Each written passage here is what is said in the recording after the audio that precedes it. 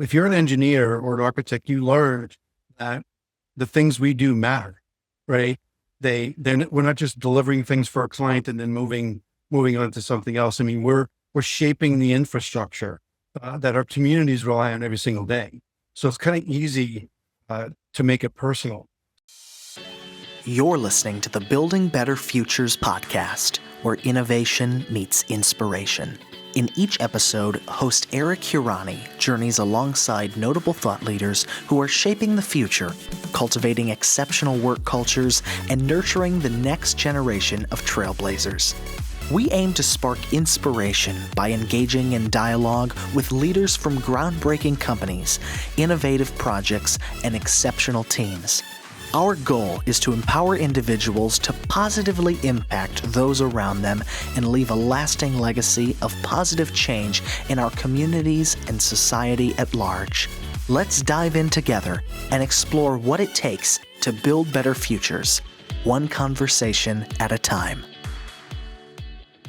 Today, I'm joined by Phil Collin, Chief Growth Officer at Mott MacDonald. Hey, Phil, how are you? Hi, Eric. How are you? Thanks. I'm great. And I'm really excited to have this conversation. And I'm going to tell a little story later in the episode. And I know I mentioned that to you in our right before this. So I know you're anxious about what this story is, but I'm going to save it. I'm going to start the episode the way I like to start a lot of episodes, every episode actually, with some good news and gratitude. Is there anything like you'd like to share with the audience? Could be personal, it could be professional. But gratitude's a big practice for me, and I'm trying to get everyone to share some good news every day. Yeah, sure, Eric. And I see that in you. I really respect what you do in the industry. So thanks for having me. That's the easiest gratitude I can say right now. And I'm just grateful for a business that has allowed me to do so much in 35 years. It's just a very, very good business to be in. I'm always happy to share, learnings and to the next generation. So thanks for having me. No, that's amazing, and thank you for all you do for the industry. Like I said, I've known you for years now, and always very positive. But I think the truest test of someone's character is what people will say when they're not around.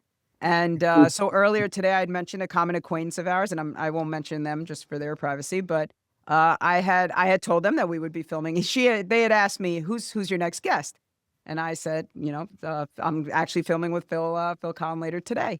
And they were like, I love Phil. Make sure you say Phil. So that's a true testament to who you are. So, and I would feel the same. And my gratitude on show day is always to the guest. I can't even imagine how busy your calendar is, especially yours with the way you guys are winning work. And I'm excited to dive into that a little bit later too. But so my gratitude to you and always to my team, Stephanie's on helping us film. And I was at an event this morning with Andrew, our director of pursuits, and they allow me the time to do this stuff. So I always like to share that gratitude.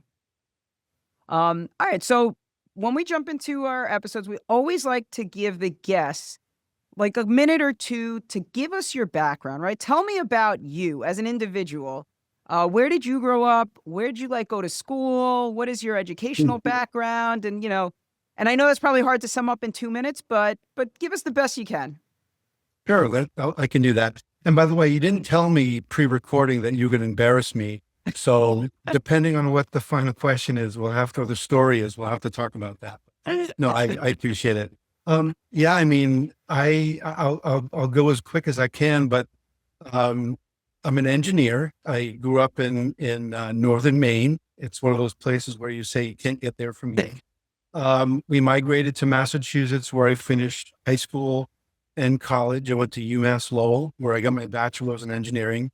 And right after graduation, a love at the time brought me down to New York, where I said, great, I'll spend 5 years in New York City. I'll cut my teeth and then I'll travel the world, the country, whatever, and do all kinds of things. Well, lo and behold, almost 36 years later, I've stayed in New York. So as we all know, there's just so much opportunity here in New York. I've had an amazing run in my career working on the biggest transportation infrastructure projects. That's been my focus for this whole time. I have not worked for many companies, so this is a big leap for me to leave my former employer and start something new. So I'm very excited about that. that next phase of my life. And I did end up getting my master's degree from NJIT in engineering management. And I guess from a practice perspective, my career led me to program controls and program management, where I really, really enjoyed serving our clients in that capacity.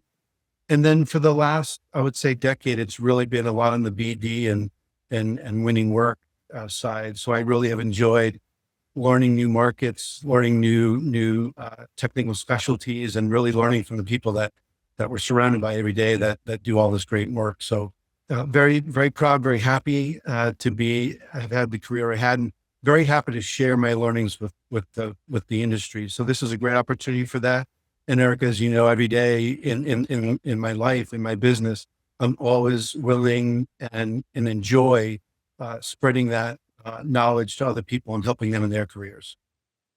And I'm so glad you shared that. And I've probably actually talked about this more times now than I can count on the episode, but on the show. My dad, obviously. And Works. so my dad growing up, he would always share that with us, like me, my brother, and my sister. It's like people in the industry want to help. Just pick up the phone and call them, and they will answer questions for you. And as a young person in the industry, it just felt like, oh, come on, my question's so dumb and they're so smart, and like, they're the senior most person in my company or in that or at the client or whatever, right?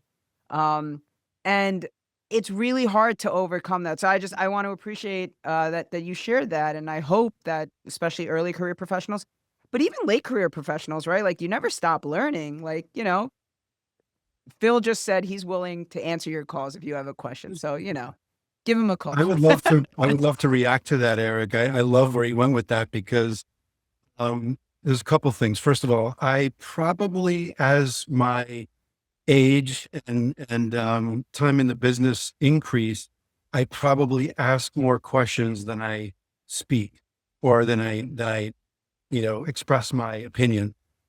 One of the things I would always, tell people is don't ever mind thinking of yourself as the dumbest person in the room, even though you're not, but treat it like that in a funny way, because being inquisitive always gets you the answers and the information that you never knew you even needed to ask for.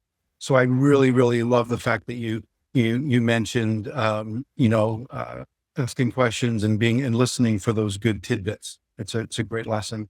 Yeah, I'm like that, right? And what's the old saying? Like, if you're the smartest person in the room, you're in the wrong room. Like, I really, I believe Just in let me that. talk to Yeah, I don't want to be the smartest person in the room because it means I'm not learning, and I want to be learning at all times. All right, so I will tell the little story I was going to share, and it's really not embarrassing about you at all, but Okay. it's actually a compliment. So I have a business coach who I work very closely with, and I'm a big believer in coaching in general. So I've a lot of different coaches for different aspects of the company, and our leadership team always coaching. But one of the things we talk a lot about is growth, right? Because that is my goal for the business.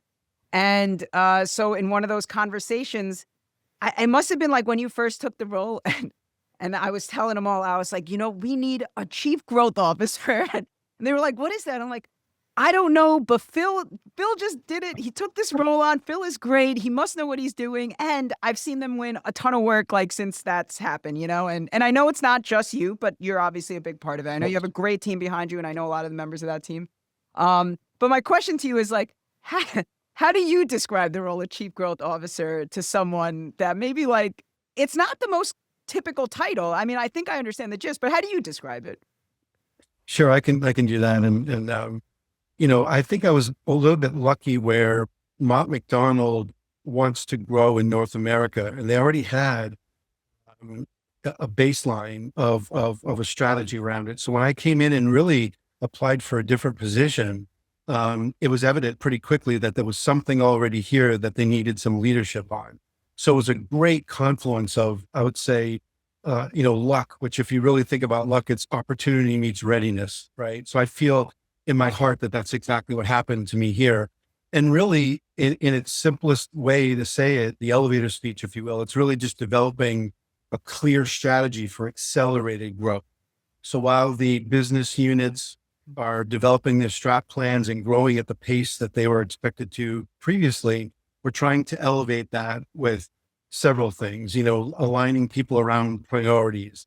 I'm here to help the team strengthen relationships with the clients and partner firms, uh, building a deeper and stronger pipeline and helping the teams execute. And that's what I've done my entire career. I think every one of the very small number of companies I've worked for, it was always the same thing. It was growing to a pretty significant amount over time and being a significant part of that growth where everybody can benefit and be really, really proud of what they did.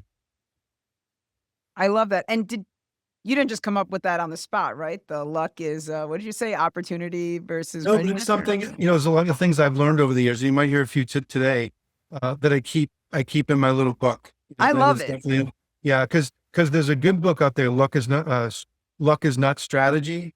And I'm a big believer in you can make your own luck. I'm a believer in manifest destiny. So yeah, and things like you just said about coaching, these are the kind of things that coaches usually make sure that you understand for yourself, because we all can direct our careers. And I think every day you should be doing that. Everybody should be doing that. I love that. And actually just today I made a LinkedIn post. I was at game 1 of the Knicks, the Eastern Conference Finals. Of course you are. And they were down. I got lucky. My friend invited me. She's amazing. Like I'm still trying to figure out how I'm ever going to repay her for taking me to that game. So I've been inviting her to everything I can, but she hasn't been available for the last 48 hours since that game. It's But fantastic. to your point about like willing, and that was like kind of my like business takeaway from the game. I obviously have my personal and fun takeaway from the game, which was like, that was awesome. But my like business related thing was I always look for inspiration from other people that have been successful. And like Jalen Brunson and that team willed themselves to win that game. They had no business winning that game. And it speaks to what you're saying. Like, I do think you can will your destiny into existence. And I actually ended that post with like, I'm going to keep willing my goals into existence. Like that was like what I Great. said. And so I love it. I am sorry that I can't share my affinity for any of the New York teams, any New England guys. So I realized, yeah, when you said that, and I didn't know that I didn't know you grew up in Maine and then Yeah. Massachusetts, but I always learn something new on the show. So I liked what you said about accelerating growth, and it sounds like to me like it's a very intentional growth. And I think some of the challenges, and I will say very like honestly, like I think I struggle with this personally. It's very hard for me to not grow like very broadly. And I guess that what I'd like to learn about from you is like, how do you differentiate like sustainable growth, right? Which Mhm. maybe feels more intentional than like growth for growth's sake, right? What is that? What's the difference in your mind there? Yeah, that's a really good one. For me, I would say it's growth with purpose. That would be the easiest thing for me to say about it. It's not just getting bigger, right? It's about building a stronger business. And so those are things I've always kept with me. I've learned over time. I've learned from some great people. And, what that means is, you're really investing in people. You're strengthening the culture. I think all of the firms I've worked for over the years all had a defined culture that they were aligned with. And I think no matter what that is, it's always going to be good, right? Because you don't build a culture based on nothing. You build it on things you believe in. So, here at Mott, that's one of the things that really, really struck me. Coming here is a culture, and it's a culture that's actually not just based here in the US. It's universal, it's worldwide. So that's a very interesting, change for me. And, at the end of the day, it's always the same thing, right, Eric? It's delivering, the highest quality to our clients. We want them to want to hire us again.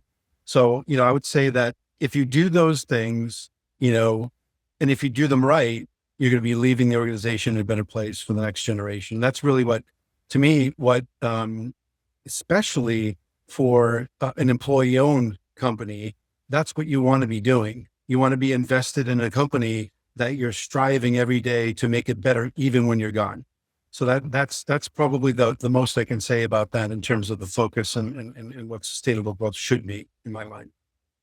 Yeah. And that like, and I don't want to say I struggle with it a lot in that way, but I agree with you. And I think sometimes my greatest challenge is like we'll chase something, and because we want to deliver it at such a high level, and it's not maybe like a core competency, I'm then expending so much more time and energy to give that quality product because I know our standards aren't going to decrease just because we're doing something else, and so I was actually going through that today where I'm involved in something that like I shouldn't be, but I am because there's no true leader for that particular request from the client.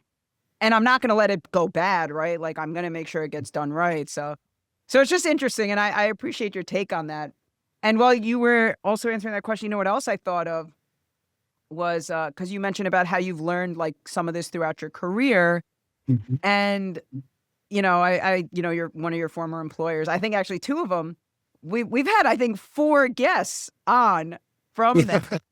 And I believe all you in have. very, very senior leadership roles, all delivering at a high level. And it made me feel like, for those of you that are into sports, like sports analogy is like a coaching tree, but like just, I mean, there's something about the culture and you're like learning the right way to grow and deliver, top quality. And, I think you know who I'm talking about, the other guest that we Yeah, yeah. right? And Eric, it's funny you should say it that way because I mentioned in my story that when you start meeting the caliber of people you meet in our industry and you stay around for a long time, the relationships are so deep. And boy, that really helps in delivering work, doesn't it? And partnering and working together on a regular basis. We spend a lot of time here together. So it's good to be friends with them too. Absolutely. I love it. So you were talking earlier in your gratitude, you mentioned how like, you love being part of an industry that has like a larger purpose, right? And I believe in that very strongly too. So I love that you said that. How do you help as you're winning the projects, right? Because for us, the sales and the execution are so closely tied, right? Like the execution's got to be on point for you to ever make a sale to that client again, kind of idea, right? Or to grow with that client, to use a more apropos word. How do you help your teams connect daily, like the work with that larger public purpose to give them the same feeling maybe you have about the industry and the work? A couple things coming out of, I think from the technical aspect, you learn a lot of that stuff in school. If you're an engineer or an architect, you learn that the things we do matter, right? We're not just delivering things for a client and then moving on to something else. I mean, we're shaping the infrastructure that our communities rely on every single day. So it's kind of easy to make it personal. So I think that's really good. But then, when you think about the different levels or the different, generations that are in this business, I would think my role is very helpful in connecting the dots to the bigger picture, right? And making sure that they understand that what they're contributing to, what they're doing is contributing to a much larger purpose, much bigger purpose. When President John F. Kennedy was visiting the new NASA Center, and they walked down the hall and passed by somebody sweeping the floor and said, "Hey, what do you do here?" And the gentleman said, "I'm getting a man on the moon." And I think that is so apropos of just making sure that even if you're in the grind of every day, doing detailing or, writing specs or whatever the case may be, that you never, ever forget where these things go and what they result in and how that really helps grow our population, safely, securely. I have never heard that story, but I love it. And I'm a big quotes guy, and I will ask you about that later. And I'm a big like business books and leadership and like, but that I love that story. And a lot of the books will talk about that, right? Like, does everyone have the shared purpose and sense of purpose, right? Do they know that what they're doing is not really the task that they're doing, but it's to, the overall like reaching this goal, that they're a part of that. What a great story. I try to share as much as I can with like my leadership team. We do a daily huddle every morning. So tomorrow I will probably share that story. That's a really good one. Paraphrase it too much, but it's out there. It's pretty popular. No, I think your paraphrased version was probably perfect. Short enough that everyone will remember it, but powerful enough that it has an impact. And just while we're on this idea of the larger public purpose and the industry, any like project or like that you were a part of that you just felt like particularly close to or just appreciate? And I know there's probably so many. I mean, I know some of the projects you've worked on. Yeah, I mean, definitely. And I, probably it's easier for me to remember my last one with, like I said, in sales for so long now. It was it was the Goethals Bridge replacement project for the Port Authority. And at that time, I was at H&TV. I started to dip my toe into the sales space, but the needs were so great as they started to ramp up the replacement project and turn it into a P3. So I kind of left my role in the main office in New York and joined the team. And boy, that was, first of all, it was amazing to realize that even at the time in my career, I could go back to delivering and still be kind of worth my weight. When you get out of the business for a little too long, I think you start to wonder, am I losing my skill, but there was so much there. I mean, it was a P3. So you're talking about a developer and all the entities, a financial plan, a legal aspect to it. And what a great experience that late in my career to do something that was a first time for me. That was something in a grand, absolute grand scale. And, the really cool thing about it was I had also supported the Bayonne Bridge during the construction part.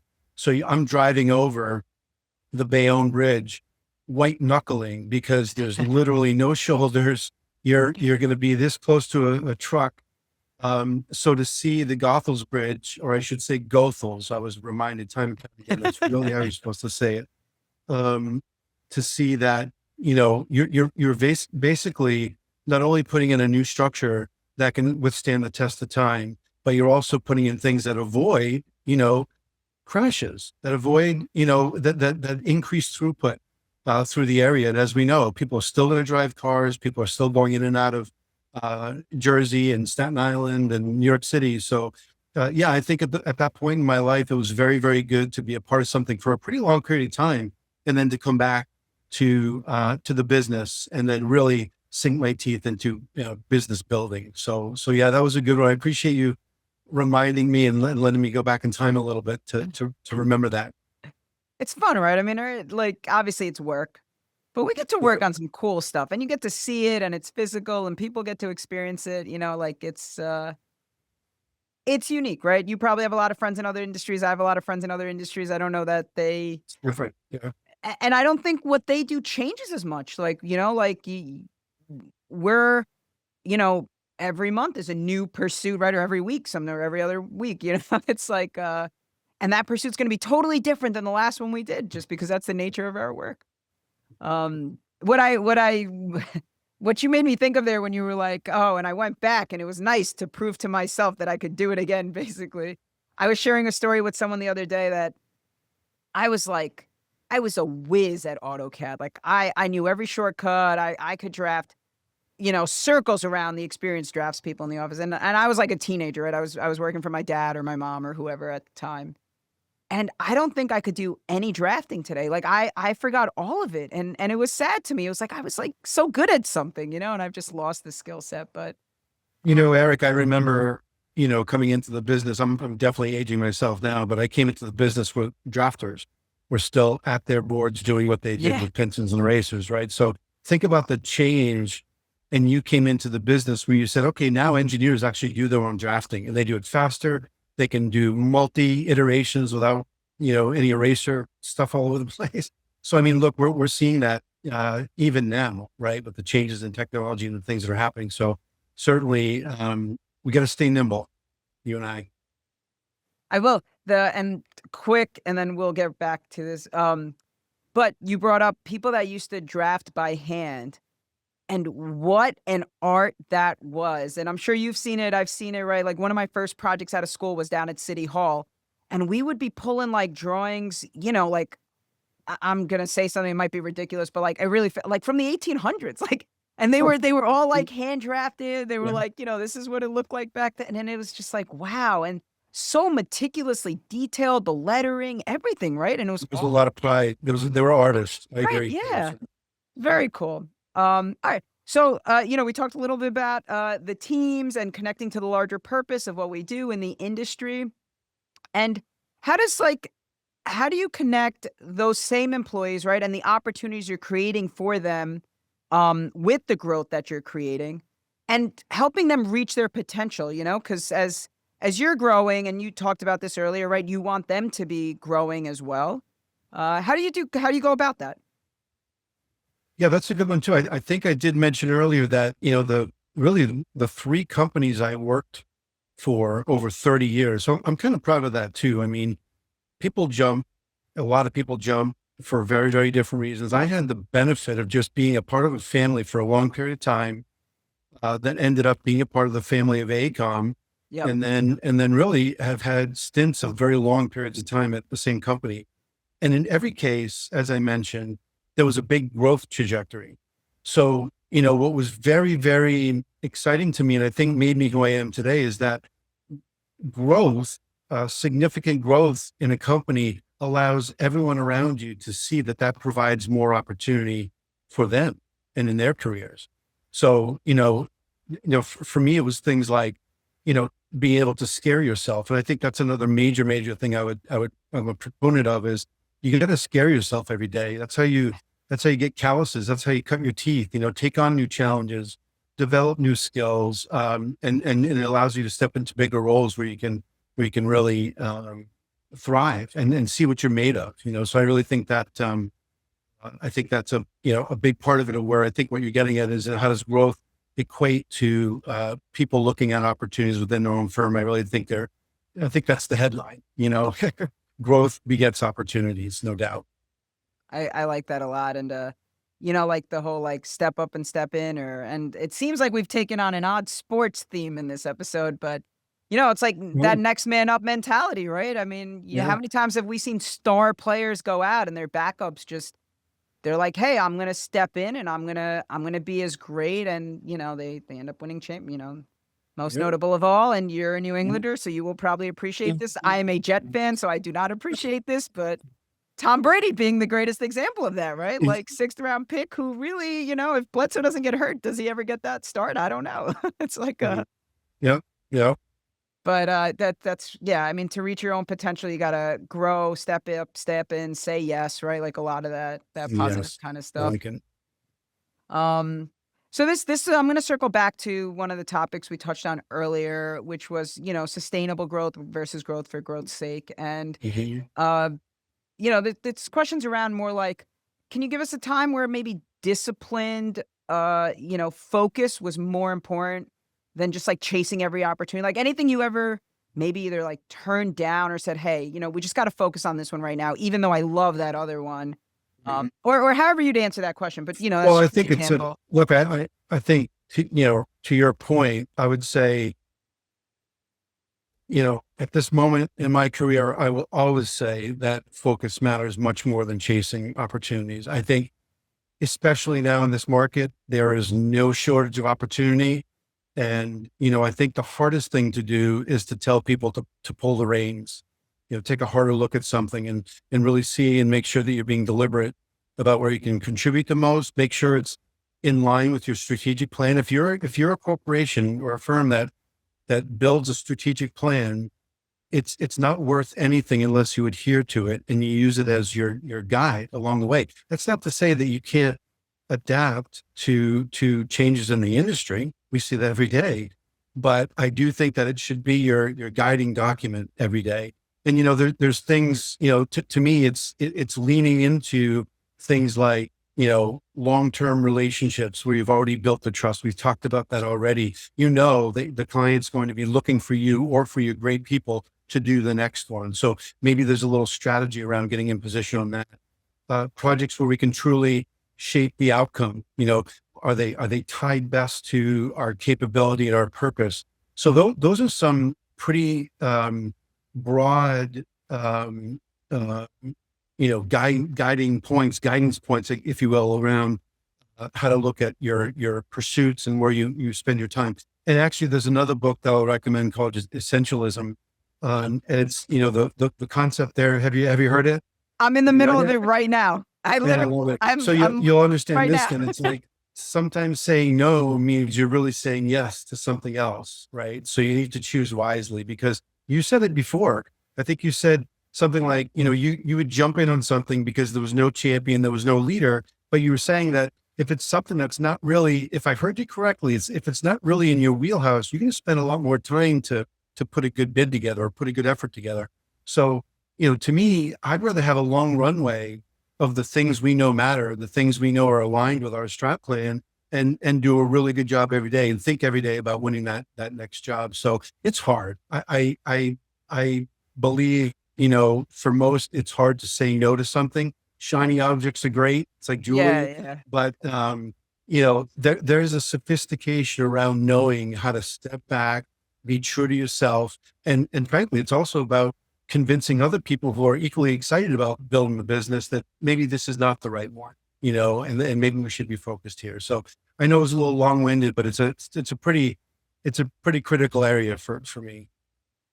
I probably got overly excited when you said it. I just was not expecting you to literally the book. I That's do hilarious. a lot of like We audio. didn't plan that. We didn't No, plan that. no, not at all. That's why I was so shocked by it.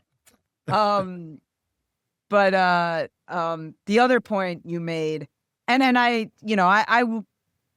will say this is very much like a 80-20, 90-10 thing, right? I mean, 90% of what we do, we're very focused and hyper focused on, and then, but every once in a while, we'll have something that is adjacent to what we do, and we'll do it well. It's not that, but I do think to myself, like, should I be spending this time and energy maybe on the 90% more than like this 10%, So Well, as long as you're asking yourselves those questions, Eric, you're doing the right thing. And look, I've known you long enough to know that you're pretty focused. I wouldn't downplay it. but I appreciate it, and I just hope there's members of my team that sometimes wish I was more focused on, so Certain hopefully things. they don't listen to this episode, but no, I'm kidding. I'm going to share this with everyone. This is great. And it's learning for me too, right? You mentioned it, right? The further we get into a career, it's almost the more questions I have and the more I want to hear about what I can do better and what I can do differently and where do I need to grow as a person, as an individual, as a leader, as a worker, as, all factors of my life. So Agreed.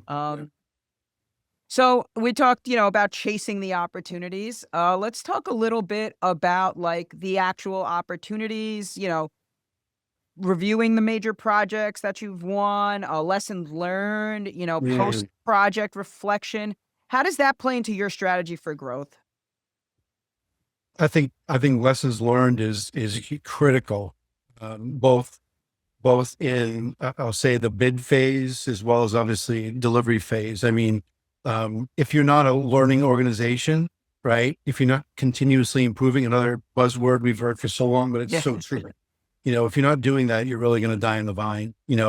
But it's also being deliberate, about taking the time to reflect on what worked, what didn't work, and most importantly, I think why. So when you think about, major projects, I think, that's one of the focus areas now. When you think about growing, you're looking at the big things, right? Those things can be great and they can hurt an organization. So I think learning real time is vitally important. So, project reviews, I think every firm I've been with, project reviews were a significant part of our learning. So things like bringing, all levels of the project team in to hear what's happening real time, make sure they understand the importance of, staying ahead of risk, of appropriate change management, of how to be profitable in the business. It's not a bad word. we need profitability to have investment income to grow, investment income to train our people and all those great things that make us, successful and keep our people excited about the business. So I couldn't say more. And I'm glad you brought that up about just continuous improvement, about being a learning organization, and about having that be something that is really deep rooted in your business. So, and I love your energy, and that, and just from being together, but even especially here, I'm really appreciating it. And I think, you're obviously like a champion of positive culture. You've said that word a couple of times. Even before we started filming, we talked a little bit about that. What do you think? What should leaders do first if they want to build a stronger culture, right? And you've come, and I know I appreciate like your loyalty to your firms has been good. And if I know the story correctly, even your first employer, it wasn't just that you then moved. It was like the whole contingent of you guys. You guys were so close that a lot of you moved together, right? I mean, that's the story. Yeah. And I so think that's really obviously cool. there's this incredible culture there. Um, Yep. so what should leaders do first, right? If they want to, build a stronger culture tomorrow, stronger growth culture tomorrow. Yeah. Yeah. But I think that's a good point. You're right. I think most excellent firms now have a culture, and they want to uh, safeguard that and make sure that it's consistent with their employees' belief systems, and want to keep them. But it isn't about what you say; it's about what you do every day, right? So I did mention before coming to Mott, the culture was clear. There's no ambiguity. Very much aligned with the culture that I believe in, and what I kind of lived through in some of the excellent firms I've been with. So what can leaders do aside from just doing it and leading through example? Being clear on priorities. Your priorities are always going to align with your culture, and if they don't, you should scratch your head, or you should question it. You have to get alignment across your leadership team. You need to make sure that everybody is harmonious and singing the same tune in the right key. So a little music reference there, but Yeah, yeah. and then consistency in how you execute. Your culture will determine and demonstrate to everybody, including your clients, how you deliver under pressure, how you deal with difficult situations, your professionalism in all aspects. So those are things that really stand out to me. And I'll throw another one in. I think also how you celebrate your achievements also solidifies in your staff what your culture is, right? You may be celebrating something that on paper or on the books is not real huge, but it could be something that's a turning point that leads to bigger, better things, or really contributes to uh, something that the community really wanted, or solves a really, really good problem that kind of made as many people in that decision process happy. You can't please everybody, but if you get a lot of yays and few nays, I think you can celebrate that stuff. So I think it's about all of that, and then just reinforcing the right behaviors. You need to be thinking about accountability and collaboration, and really focused on the outcomes. Those are the things to me that there'll be no debate at the end of the day that you're living your culture if all those things are met. I'm in I'm in a few like executive leadership like organizations and networking groups. Yeah. And one of the most powerful conversations I've had recently, and it's very in line with what you're sharing here, was they talk about like, oh well, every company has their values on a wall, right? Or somewhere, like it's on your website. And I was in a room of like 30 other CEOs, and the presenter asked like, how many of you have values? Everyone's hand goes up, right? And then he asked, and these were CEOs, and these are smaller, mid-sized companies, so just take that. But then he asked, how many of you can recite your values right now if I asked you? And like two people's hands. And I did. I actually have been very involved with creating our values, so I was one of the two, but I looked around, I was shocked. And then I had a yeah, and then I had a different well, no, I just happened to that. Yeah. I'm sure those other guys are doing a lot of things way better than I am. I just happened to They all went back home and learned it real quick. They didn't did, yeah. But and then like later I had a conversation, same like idea, leadership, executive networking group. And I was talking to someone, and we were talking about hiring, right? How important is hiring, especially in what we do? And he was like, no matter what, at the end of the interview, we like cross-reference. Everybody's got to be like, hey, these are our values. Where does that person sit on this scale? And it felt like, that like that level of connection between those two things was so interesting to me that I hadn't thought of it before. So I appreciate you. You talked a lot about the way to build a strong culture and the values, and that I don't know why that story like popped into my head from what you were saying. No, that's great. I like that.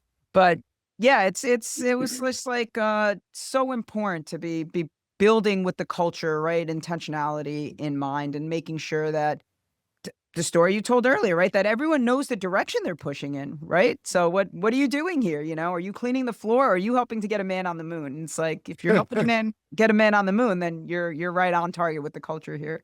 Excellent. Excellent. I like to focus a big part of the show. We talk about building better futures because I think our industry through infrastructure and building builds better futures, right? For civilization on a practical level. But it's also about building better futures for like the next generation of people that enter this industry. And you've got some great experience. You've been amazing on this. Anything you want to share with young professionals now that maybe want to lead these major projects in the future? Definitely, definitely. I hope I mentioned a few of those over the time we've had together. There's so many, right? So many. And frankly, Eric, I have to say, what you're doing with Building Better Futures, what I've seen you do with your volunteerism and your really, unwavering give back to the industry. It's amazing. So happy to even be associated with something with this title on it. So, but at the same time, Eric, how many times do you look back and say, if only I knew then? Yeah. what I knew? First of all, we all know about NVIDIA and Bitcoin.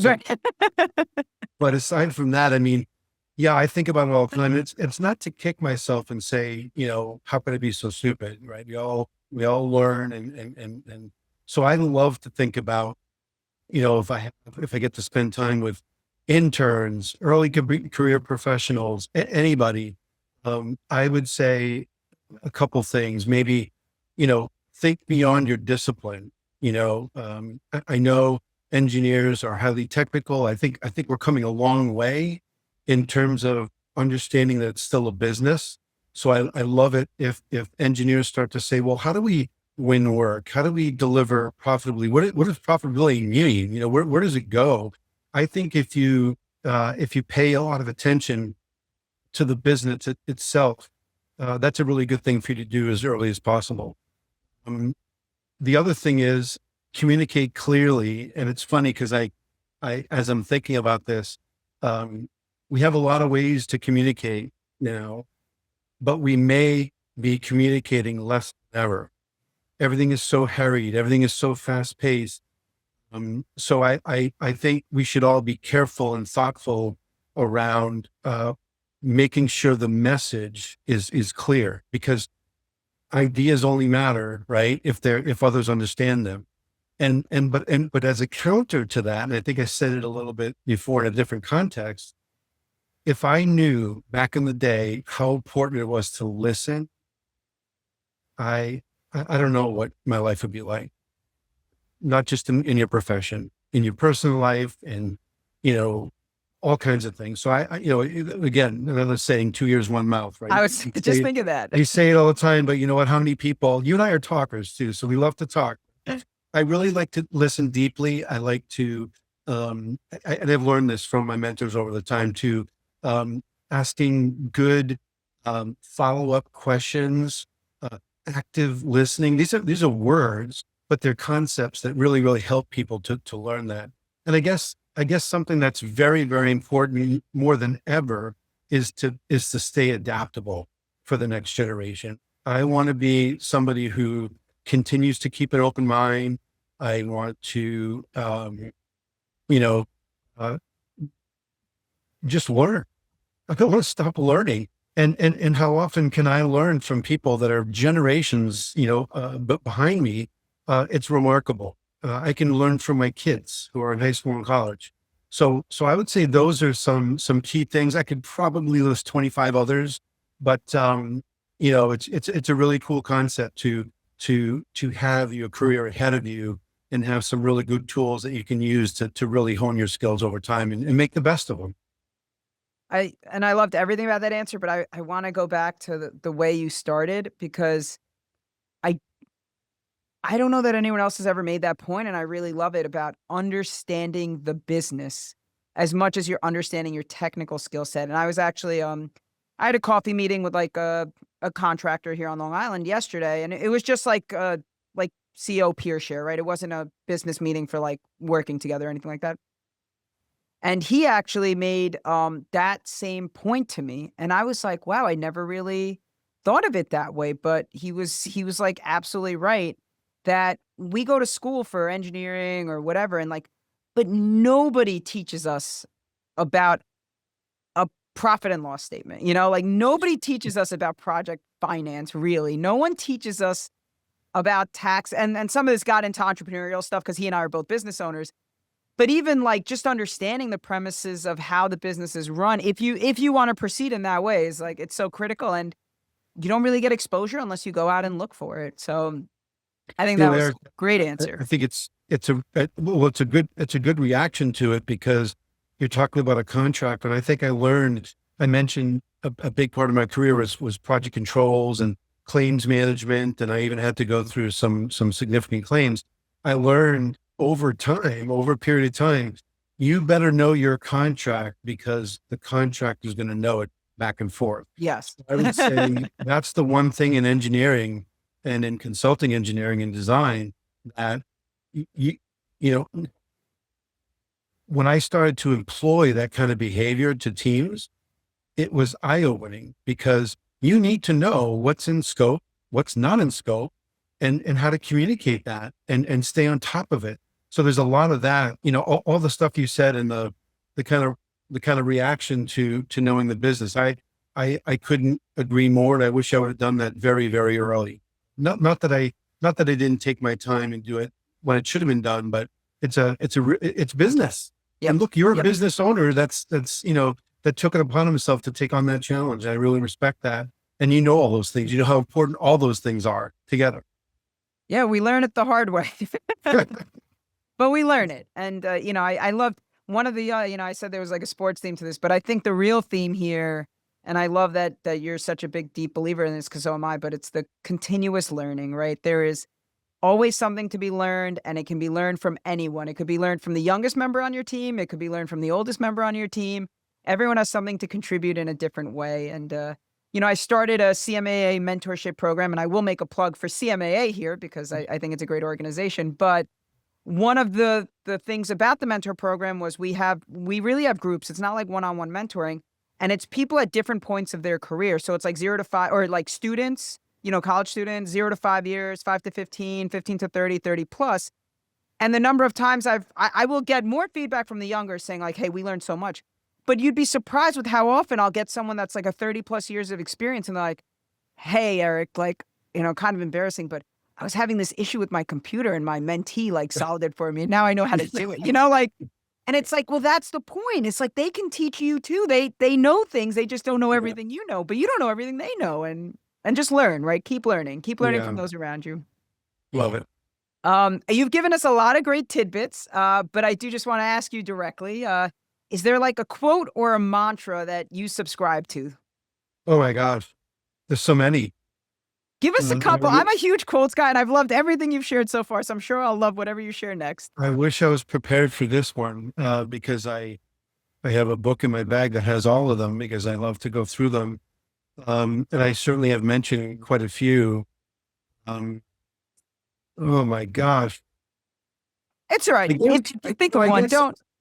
I think I'll go back to what I said about, not having to be the smartest guy. I really, one quote that's interesting, and I think I use this in life in general, is if you don't ask the question, you'll never hear yes. I love it. And my brother and I have been talking a lot about this, and he's he and I both love Dan Martell, and I don't know if you know who he is, but he's a very inspirational story. I'd highly recommend read some of his stuff. He's like a business coach and an entrepreneur, but very interesting story and background. But he's always pushing like that whole the same question the same comment you just made, which is like, if you don't ask, you will never get it. So you might as well be trying, right? You might as well be having the conversations and seeing where they lead. And not that this is a quote or a mantra, but I have like two very simple life rules. And you mentioned one of them earlier, and you said, celebrate stuff, right? And so that's actually my first life rule is celebrate. And I try to celebrate everything with my family, small, big, whatever it is. Life is short, and you should enjoy it, and you should be thankful and grateful, and little things. And it's just fun. And and it's a reason to get together with people you care about, right? And I think that energy is so important. And then the second one is, and we've talked a little bit about this too, but it's to do good, right? And so Boy Meets World is like my favorite show growing up. And the last scene is Mr. Feeney, who's their principal for their whole lives, basically. I mean, it's a sitcom, so somehow this guy is their teacher and principal for their entire life. But they're like, well, what else do you have left to teach us, Mr. Feeney, right? And he's like that's all he says to him. He's like, do good, like I've done enough Mm, and all you can do. And so I wanted to share that because when you said to celebrate things, it just made me think of like my two life rules, like do good and celebrate. Like, that's it's really important. great. Before we sign off, we're gonna do a quick basically like fast fire questions. These are all just social in nature, so nothing to think Okay. about or worry about. You made a reference before to music. Are you like a big music guy?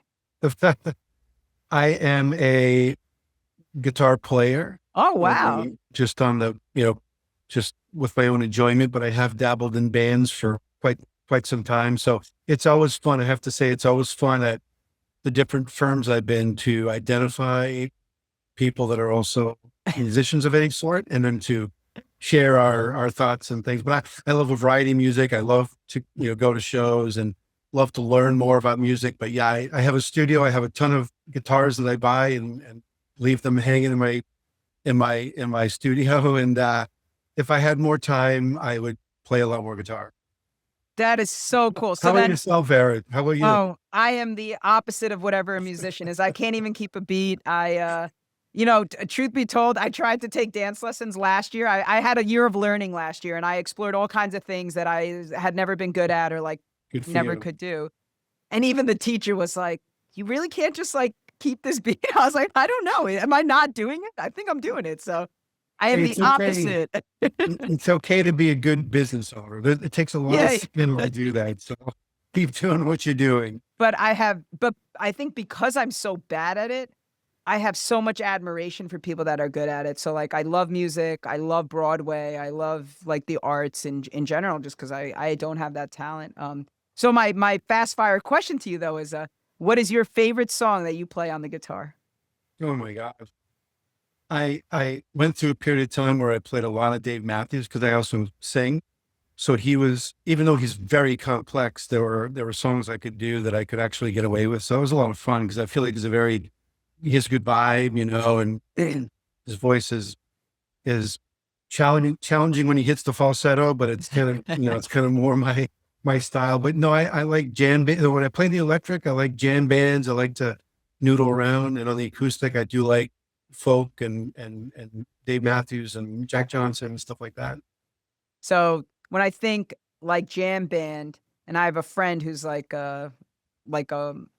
they follow like Mo around the country, right? Yeah, those are Fish. neat. Are I'm gonna those see like Mo next month. is Yeah. that what you consider jam? Like, or do you go to any shows like that? Yeah, no, Mo is great. I'm gonna go see Mo next month in Hartford. Humphreys McGee. I really, really am into Goose right now, particularly because they're local in Connecticut. But they to me have taken what Fish has done and just amped it up even more. I really appreciate Goose. You My said wife Goose? doesn't like it so much because every song is like 16 minutes. Yeah, yeah. Too long for her. Well, I'm going to mention that to my good friend, Goose. Very cool. I will mention that. Yeah. Next question. So, earlier I was sharing about the Knicks. That's not your sports team, but what is, do you have a favorite sports team?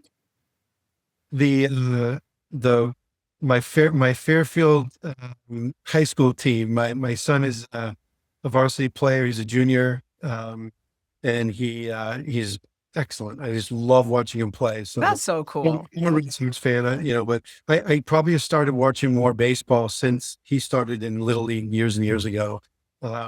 I became a much more appreciative of the game and seeing how more complex it is than they think. But I love staying local and watching his games. That's kind of where my head's at right now. That is The so kids, cool. the kids leave the roost so quickly that being present is very important. I think that's another life lesson we could throw out there. Just being present in all the things that you can really cherish and appreciate every day.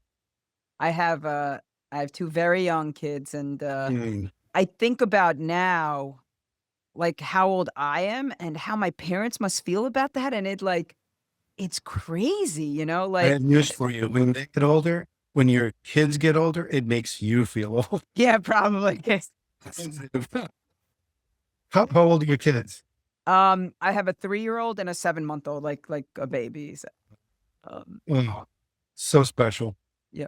Very All busy right. time for you, but it's very special. Congratulations. Thank you. Last fast fire question, and then we'll close out the show. What is your favorite meal? Like Oh my dish? goodness. I mean, I could name three that I would say are my You favorite. get three. No, I'll say I'm gonna say, because every so often if I don't have it, I crave it like there's no tomorrow. Chicken parmesan. Yeah? So simple. If it's done right, it's just the perfect. Where do they do it right? Oh my gosh. Several Italian places just down the street over here.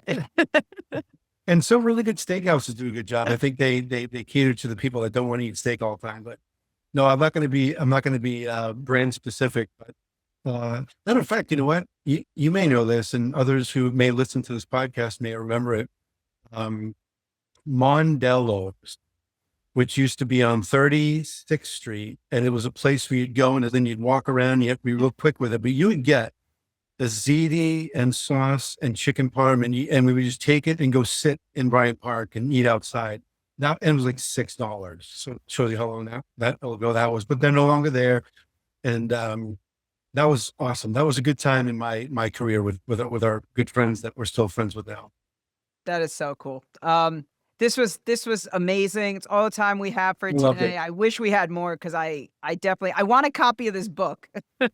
The book Yeah. with all your favorite quotes and phrases, Okay. and I need a copy of that. But All right. but thank you so much for doing this, Phil. Do you have any closing words or any parting wisdom you want to share before we sign off? Just a big thank you. I've seen all your, many of your podcasts, and obviously, like you said, friends of mine. And you've mentioned it to me in the past. I'm so glad we did it. I'm so glad I had the support of my firm to do it, and keep doing good things, Eric. I'm trying, and you mentioned that earlier, and I didn't get a chance to properly thank you. And it's, I don't know, it's kind of, I give my dad a lot of credit. It's the way he raised me. It's like I like doing this stuff, so I want to as much as I can. But That's great. I can only do it because there's so many great people in the industry, just like you, who are willing to share and give that time and support and help. And so I really just thank all of you for doing it. I mean, I'm like a little bit of this, like, cog in the bigger machine kind of system. So You're the catalyst. You're the facilitator, the catalyst, the leader. Keep doing it. it is so interesting that you use that word, and I will share with you why when we sign off. But for right now, we'll include links to the resources mentioned in today's show notes. Thanks again for listening, everyone, and keep an eye out for our next episode. This episode is brought to you by Infinite Consulting Corp., your go-to firm for MBE certified project and construction management consulting. Discover how Infinite can help you build a better future at infiniteconsultingcorp.com.